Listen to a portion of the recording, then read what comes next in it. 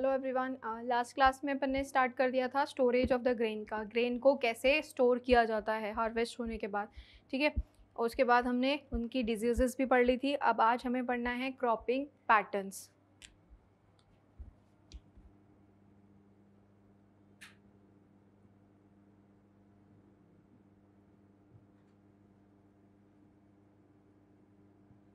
ठीक है, cropping patterns मतलब क्रॉप किस तरीके से किस पैटर्न में फील्ड में उगाए जाते हैं, वो वाला पैटर्न हम यहाँ पे पढ़ने वाले हैं।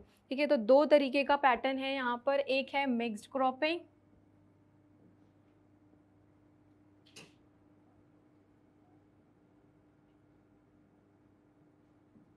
and another one is intercropping and one more is here, that is crop rotation। ठीक है, क्रॉप रोटेशन, ये तीन तरीके के क्रॉपिंग पैटर्न हैं। Number one cropping pattern is mixed cropping, दूसरा है इंटरक्रॉपिंग, तीसरा है क्रॉप रोटेशन। ठीक है, तो हम इन तीनों के बारे में यहाँ पे पढ़ने वाले हैं कि कैसे होता है। सबसे पहले बात करते हैं मिक्स्ड क्रॉपिंग की।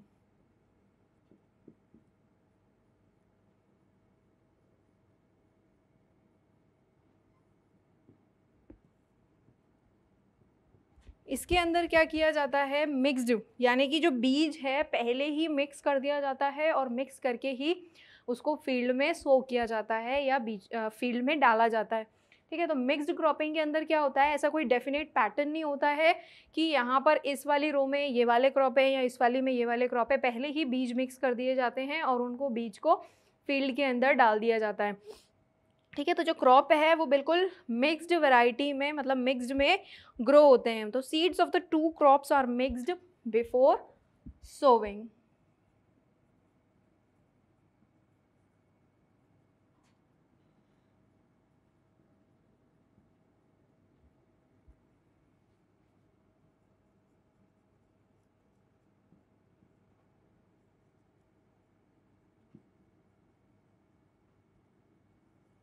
ठीक है, उगाने से पहले ही उनके क्रॉप्स को मिक्स कर दिया जाता है। ठीक है, तो यहाँ पर कोई डेफिनेट पैटर्न बिल्कुल भी नहीं है। ठीक है, तो जो फर्टिलाइजर्स और पेस्टिसाइड्स एक क्रॉप के लिए यूज़ हो रहा है वही साथ के साथ दूसरे के लिए भी यूज़ हो रहा है। ठीक है, तो यहाँ पर क्या होता है, वो सेम टाइम पर ही प्रोडक्ट्स जो हैं डिफरेंट जो दूसरे क्रॉप्स हैं उनके सेम टाइम पर ही भी हार्वेस्ट होते हैं, सेम टाइम पर ही उनको मार्केट में भेजा जाता है। ठीक है, तो बिल्कुल सेम टाइमिंग होती है उन क्रॉप्स की, इसीलिए उनको एक साथ उगाया जाता है। ठीक है, अब यहाँ पर जो मिक्स्ड क्रॉपिंग के लिए एग्जाम्पल, जैसे कि एग्जाम्पल यहाँ पर हम यूज़ कर सकते हैं मेज and urad been.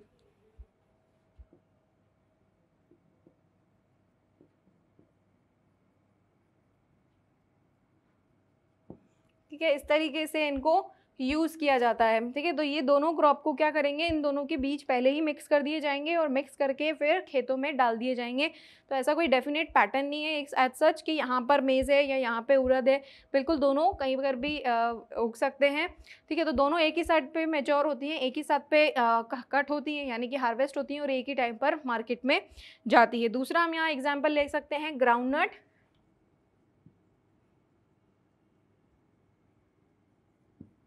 Plus sunflower का। ठीक है, तो ये दोनों भी सेम टाइम पर ही मेच्योर, सेम टाइम पर हार्वेस्ट एंड सेम टाइम पर पे ही मार्केटेड होती हैं। और एग्जाम्पल हम यहाँ पे ले सकते हैं बार्ले एंड चिकपी का।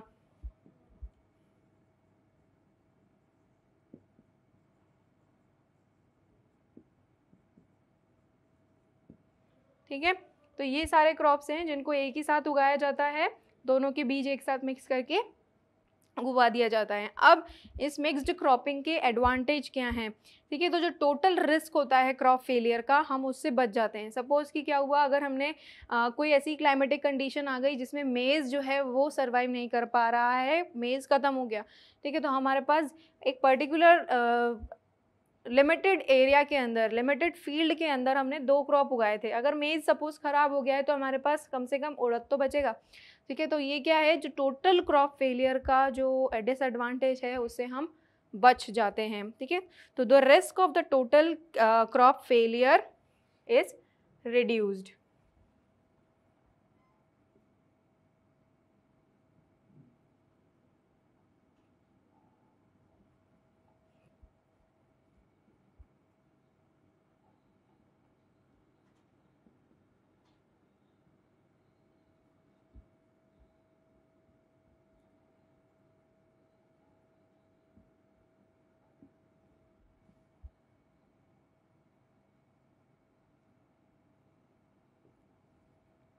ठीक है, पूरा जो क्रॉप फेलियर का जो रिस्क है वो रिड्यूस हो जाता है। Fertility of the soil is improved by the growing 2 crops simultaneously.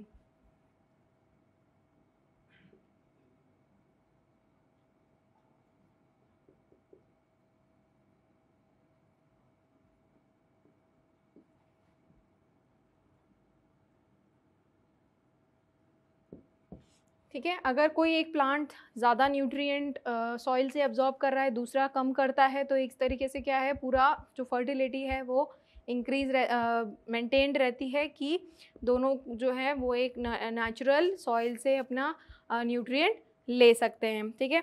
तो अब जो पेस्ट इन्फेस्टेशन है वो ग्रेटली रिड्यूस हो जाएगा।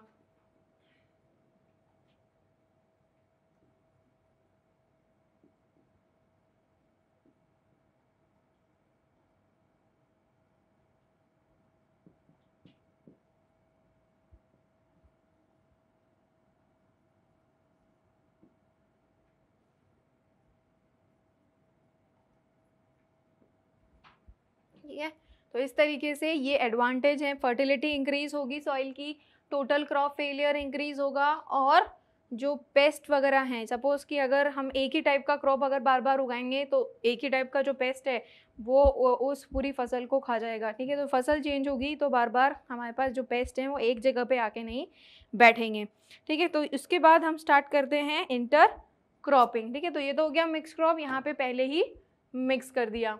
सेकेंड है यहाँ पर intercropping.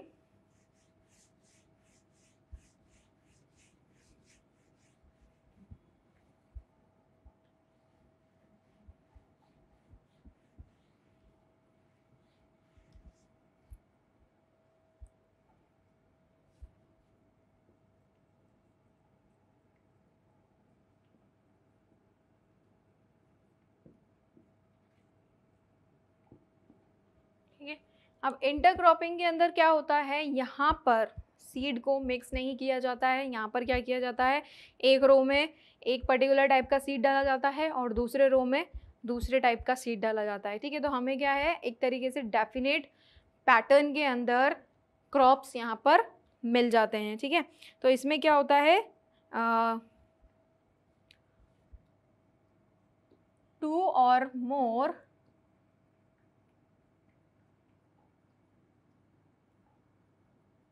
are grown in a same field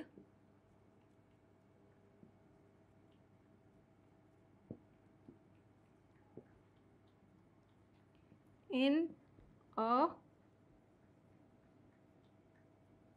definite rows. Definite rows के अंदर इन क्रॉप्स को उगाया जाता है, ठीक है। पर्टिकुलर एक रो में एक क्रॉप, दूसरे रो में दूसरा, एक या एक से 2 या 2 से ज़्यादा हम इस पैटर्न के अंदर क्रॉपिंग कर सकते हैं, ठीक है। अब इसका एडवांटेज क्या है, कि इसके एडवांटेज ये होते हैं कि हम नेचुरल रिसोर्सेज को बहुत ही अच्छे तरीके से यहाँ पर यूज़ कर सकते हैं, ठीक है। और सॉइल इरोजन जो है वो भी बच सकता है।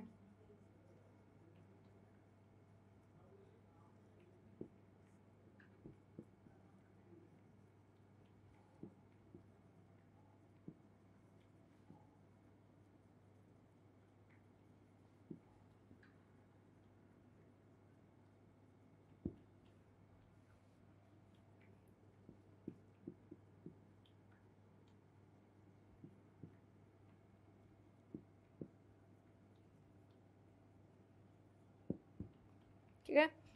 सॉइल इरोजन से भी प्रोटेक्ट करता है। कैसे कि अगर सपोज एक क्रॉप अगर सॉइल को होल्ड नहीं कर पा रही है तो वो बहेगी मिट्टी, तो दूसरा क्रॉप तो हम ऐसा लगाएंगे कम से कम जो कि मिट्टी को होल्ड करके रख सके। तो इसकी वजह से क्या होता है, जो सॉइल है वो इरोड नहीं होती है, पर्टिकुलर उसी लैंड एरिया में सॉइल हमारी रह जाती है। ठीक है, तो ये है इसके एडवांटेज। एक एडवांटेज ये है कि maturity period of these crops जो होता है वो वैरी करता है, यानी कि हम एक ही टाइम पर दो फसल का फ़ायदा उठा सकते हैं कि एक फसल जो है वो अभी हमने मैच्योर हो गई और अभी हमने उसको मार्केट में बेच दिया, दूसरी थोड़े टाइम बाद मैच्योर हो जाएगी तो हमने उसको बेच दिया, तो हमारा टाइम भी कम हो गया, हमने एक ही particular area of the land में से दो क्रॉप का फ़ायदा ले लिया। ठीक है, तो यहाँ पर ये होता है। उसके बाद हम थर्ड वाल जो यहाँ पे पढ़ने वाले हैं दैट इज़ क्रॉप रोटेशन। ठीक है, अब इस रोटेशन में क्या किया जाता है, सपोज 6 महीने एक क्रॉप लगाया, उसके बाद 6 महीने दूसरा क्रॉप लगाया। ठीक है, इस तरीके से रोटेशन होता है। या साल भर एक क्रॉप लगाया, फिर अगले साल दूसरा, फिर अगले साल वापस वही रिपीट, इस तरीके से किया जाता है। ठीक है, तो ये होता है क्रॉप रोटेशन के अंदर। ठीक है, तो क्रॉप रोटेशन के अंदर continuously grow a crop continuously in a same field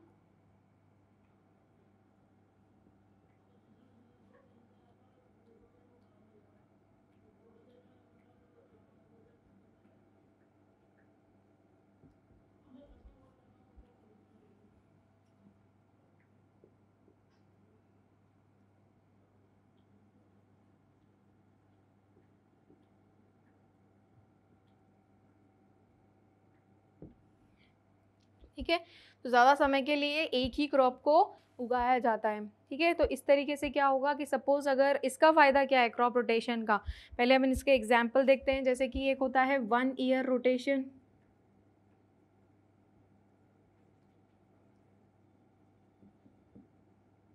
दूसरा है यहाँ पे 2 ईयर रोटेशन,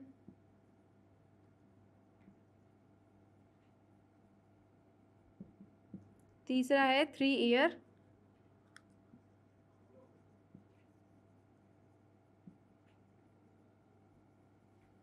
ठीक है। तो इस तरीके से इन क्रॉप्स को उगाया जाता है। 1 ईयर रोटेशन में, 2 ईयर रोटेशन में और 3 ईयर रोटेशन में इन क्रॉप्स को उगाया जाता है। जैसे कि 1 ईयर रोटेशन में मेज़ एंड मस्टर्ड, यानी कि 6 महीने मेज़ को लगा दिया जाता है, 6 महीने मस्टर्ड को लगा दिया जाता है।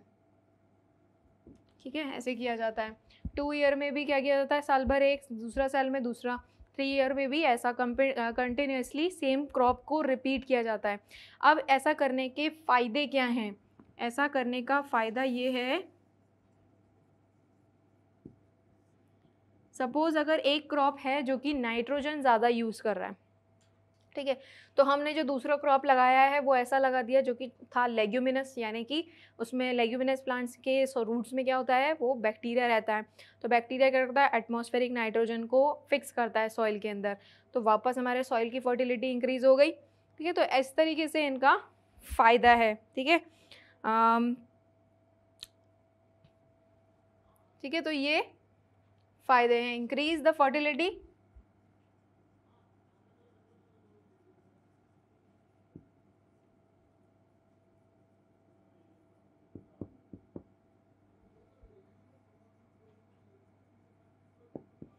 Fertility of the soil increase किया, सब इंक्रीज़ किया। ठीक है, तो ये इस तरीके से इनका फ़ायदा है। तो mixed cropping, intercropping and crop rotation. ठीक है, तो यहाँ पर पेस्ट एंड वीड्स का भी कंट्रोल होता है।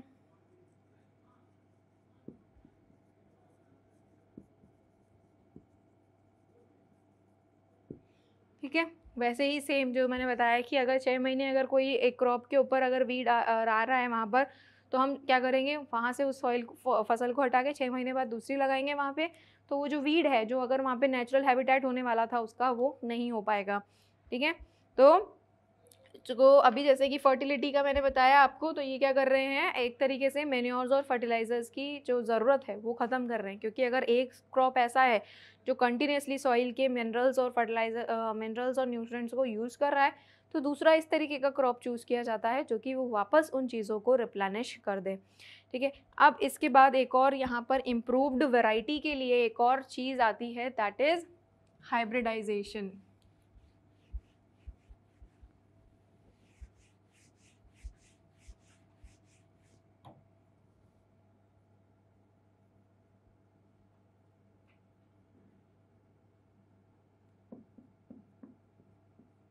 ठीक है, अब यहाँ पर हाइब्रिडाइजेशन में क्या किया जाता है, कुछ सिमिलर स्पीशीज़ को, दो सिमिलर स्पीशीज़ को चूज़ कर लिया जाता है, ठीक है। एक सिमिलर मतलब दोनों पहले तो सिमिलर होनी चाहिए, एक के अंदर हमने कोई एक डिज़ायर्ड कैरेक्टरिस्टिक्स ले लिया और दूसरे के अंदर हमने दूसरा डिज़ायर्ड कैरेक्टरिस्टिक्स चूज़ कर लिया। जैसे कि सपोज़ हमने एक के अंदर suppose this is a parent 1, parent 2। Parent 1 के अंदर खासियत थी हाई यील्डिंग की, पेरेंट 2 के अंदर खासियत थी डिजीज़ रेजिस्टेंस की।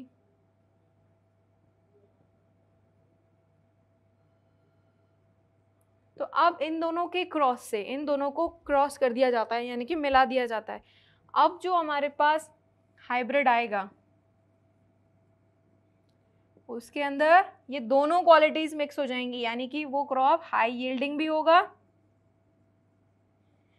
और डिजीज़ रेजिस्टेंस भी होगा, ठीक है। तो ये होता है हाइब्रिडाइजेशन के अंदर। इनसे हम और improved variety of the crop use कर सकते हैं।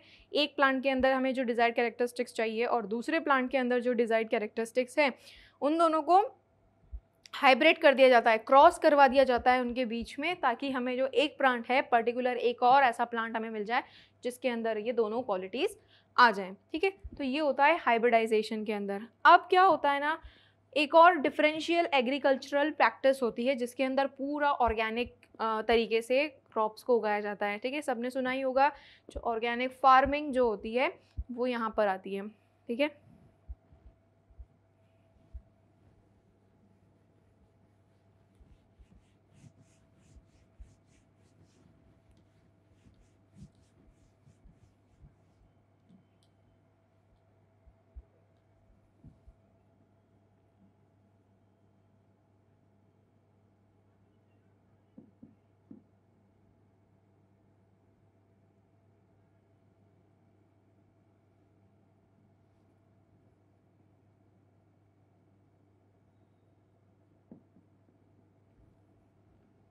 इसके अंदर हम सबसे पहले पढ़ेंगे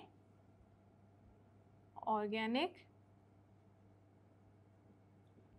फार्मिंग, ठीक है। इसके अंदर जो भी काम किया जाएगा पूरा ऑर्गेनिक तरीके से ही किया जाएगा। जैसे कि हमने अभी जो इससे पहले पढ़ा अभी, तो वहाँ पर क्या डाले थे, नेचुरल फर्टिलाइज़र्स डाले थे। फर्टिलाइज़र्स क्या होते हैं, केमिकल्स होते हैं। तो यहाँ पर ऑर्गेनिक के अंदर कोई केमिकल का यूज़ नहीं होता है। यहाँ पर या क्या यूज़ कर सकते हैं, बायो फर्टिलाइज़र्स यूज़ कर सकते हैं यहाँ पे,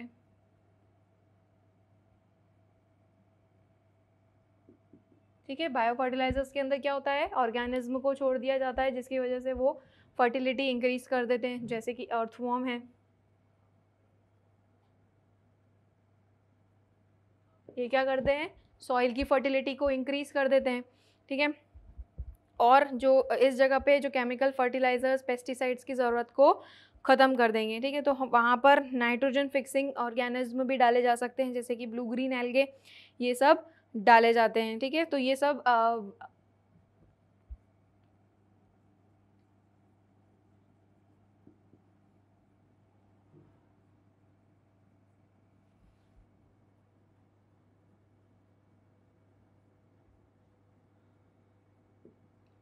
ठीक है। तो पूरे लिविंग थिंग्स से मिलाकर, यानी कि कोई भी एडेड केमिकल यहाँ पर बिल्कुल भी नहीं है, कुछ भी नहीं है। इसीलिए इसके आगे क्या है, ऑर्गेनिक, यानी कि पूरे ऑर्गेनिक तरीके से यहाँ की चीज़ों को उगाया जाता है। अब इसके फ़ायदे क्या हैं,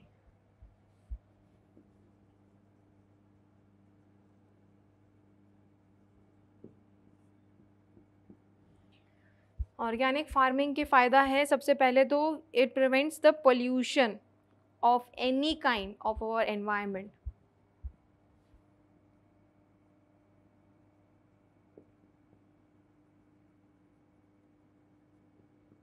ठीक है। पोल्यूशन कैसे, अगर फर्टिलाइजर्स यूज़ किए होते तो वाटर पोल्यूशन हो रहा था, हमने पढ़ा था।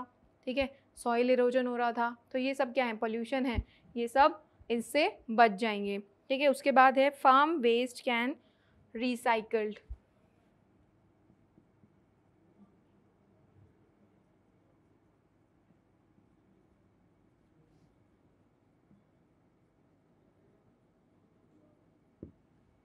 ये जो फार्म के अंदर जो भी वेस्ट प्रोड्यूस होगा हम उसको इजीली रिसाइकल कर सकते हैं, यानी कि जो अगर वहाँ की अगर मिट्टी है जो कि बायो फर्टिलाइज़र से उसमें फर्टाइल हुई है, उसको हम किसी और प्रोडक्ट्स में भी या और कहीं पर भी हम दोबारा उसको यूज़ कर सकते हैं। ठीक है, तो जो फूड हमें अगर इन ऑर्गेनिक फार्मिंग से मिलता है वो फ्री फ्रॉम केमिकल्स होता है।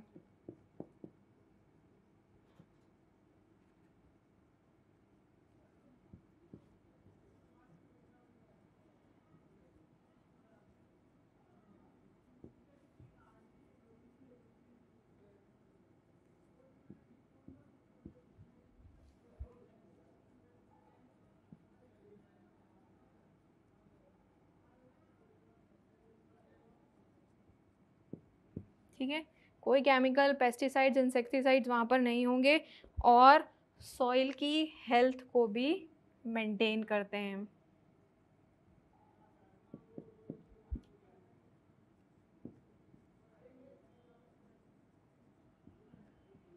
ठीक है, तो ये थे कुछ फ़ायदे ऑर्गेनिक फार्मिंग के। ठीक है, अब दूसरा आता है सस्टेनेबल एग्रीकल्चर। ठीक है, ऑर्गेनिक फार्मिंग हो गया, अब है sustainable agriculture.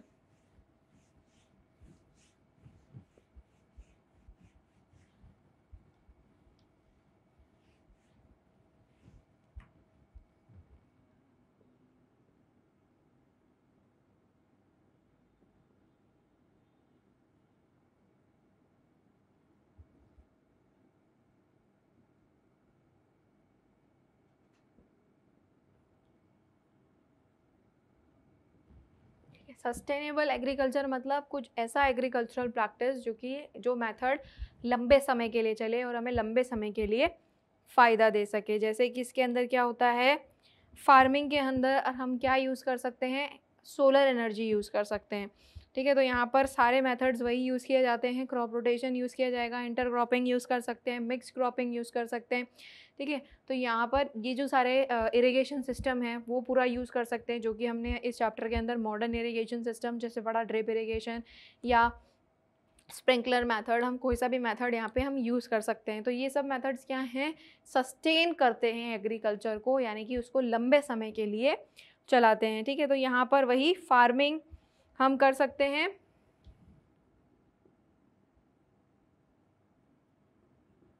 Using solar energy. ठीक है, जहाँ हम इलेक्ट्रिसिटी यूज़ कर रहे थे हम वहाँ सोलर एनर्जी यूज़ कर सकते हैं।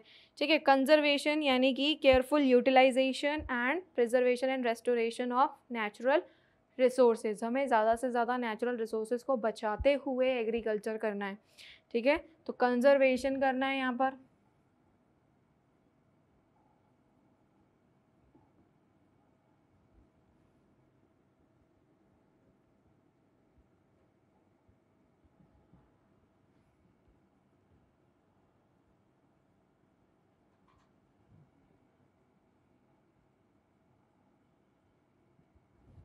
ठीक है, फिर उसके बाद है इंटीग्रेटेड एग्रीकल्चर। इंटीग्रेटेड एग्रीकल्चर के अंदर क्या होता है,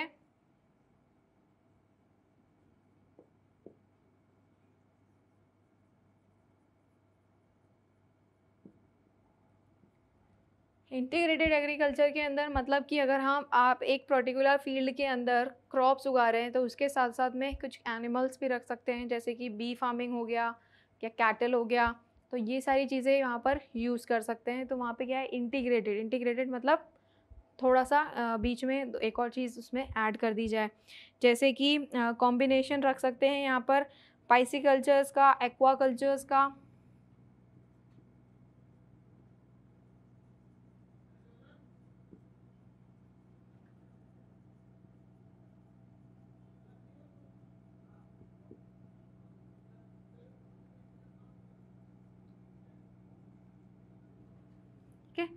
इस तरीके से पाइसिकल्चर जो है वो फिशेस के लिए होता है, एक्वाकल्चर में प्लांट्स के एनिमल्स भी आते हैं और पानी के प्लांट्स भी आते हैं। बी कीपिंग में बीज को रखा जाता है ताकि उनसे हनी लिया जा सके। उसके बाद है इसका एडवांटेज क्या है कि यहाँ पर production and distribution that achieves the integration of natural biological cycles and control. ठीक है, अगर आप ऐसे करेंगे तो पूरा natural and biological control maintain रहेगा।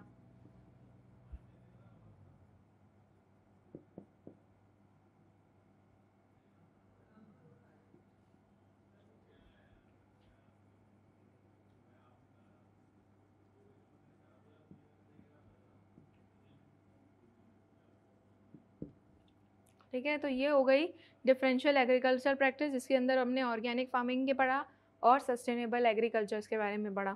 ठीक है, अब लास्ट टॉपिक जो है वो है एनिमल हस्बेंड्री। एनिमल हस्बेंड्री के अंदर कुछ नहीं, क्या किया जाता है, एनिमल्स को रखा जाता है, उनकी प्रॉपर रेयरिंग, केयरिंग, ब्रीडिंग सब कुछ किया जाता है ताकि वो ह्यूमन बींग्स उससे फ़ायदा ले सके और ह्यूमन बींग्स को उससे फ़ायदा हो सके।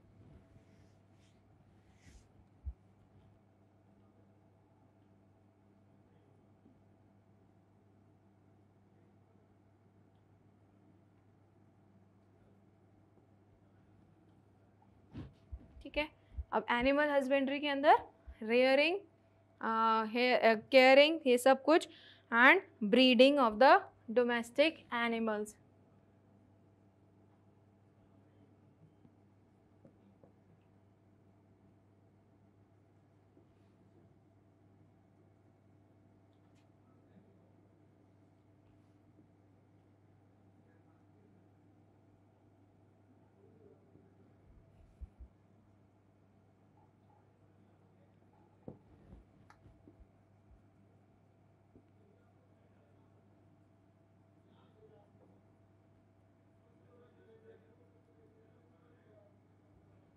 ठीक है, तो इसके लिए इसके अंदर एग्जाम्पल्स क्या क्या आ सकते हैं, जैसे कि कैटल हो सकता है, सेम इधर जो मैंने बताया आपको बी कीपिंग हो सकता है।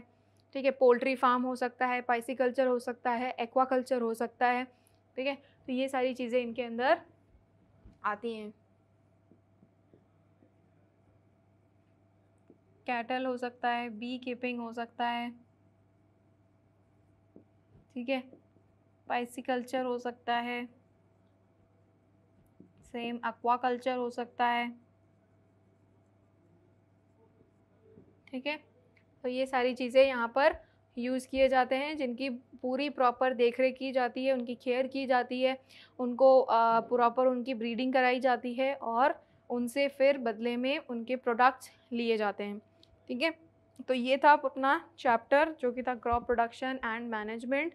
ठीक है, तो यहाँ ख़त्म होता है अपना चैप्टर। नेक्स्ट लेक्चर में नेक्स्ट चैप्टर स्टार्ट करेंगे। Thank you.